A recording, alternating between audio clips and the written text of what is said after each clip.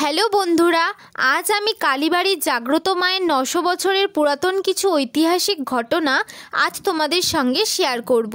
তো চলো পুরো ভিডিওটা তোমরা দেখতে থাকো। এখন তৈরি হয়নি শেরশাহের জিটি রোড, আজ থেকে প্রায় 900 বছর আগের কথা।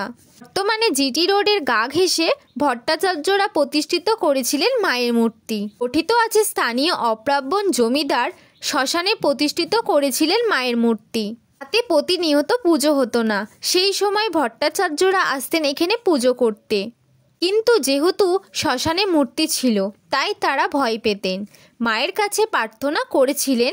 শ্মশানে তারা ভয় পাচ্ছেন, তাই অলৌকিক ঘটনা আস্তে আস্তে বন্ধ হয় শ্মশান। ভট্টাচার্যরা তখন স্বমহিমায় প্রতিষ্ঠিত করেন মাকে। আজও সেই মা বিরাজ করছেন সিমলাগড়ে। গঠিত আছে এক সময় স্বয়ং রঘু ডাকাত এই মন্দিরে পুজো দিয়ে ডাকাতি করতে যেত।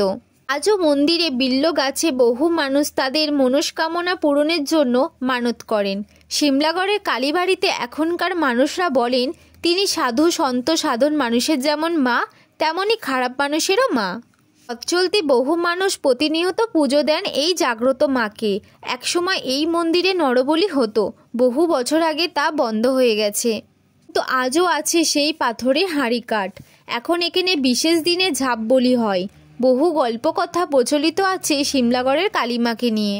বছর 10 আগে এক ডাকাত দল আসে এখানে পুজো দিতে। তারপর তারা ডাকাতি করতে যায় ভট্টাচার্য পরিবারে। পরে কোনো অলৌকিক কারণে জানতে পারে সিমলাগড়ের মা এই পরিবারে প্রতিষ্ঠিত। তখন তারা ক্ষমা চান ভট্টাচার্য পরিবারের কাছে।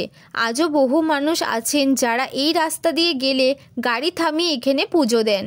এমনকি নতুন যানবাহন ক্রয় করলেও এই কালীবাড়িতে অর্থাৎ এই সিমলাগড় কালীবাড়িতে পুজো দেওয়ার রীতি বহু বছর ধরে চলে আসছে। আজও মায়ের কালী পুজোর দিন শেষ রীতিতে যেমন পুজো হয় তেমনই হাজার হাজার মানুষকে পরিবেশন করা হয় মায়ের ভোগ। দেশ বিদেশে বহু মানুষ আজও বিশেষ তিথিতে পুজো দেন এই জাগ্রত মাকে। এই ছিল আজকের গল্প সিমলাগড়ের কালীবাড়ির জাগ্রত মাকে নিয়ে। ভিডিওটা তোমাদের কেমন লাগলো অবশ্যই কমেন্ট করে জানাবে।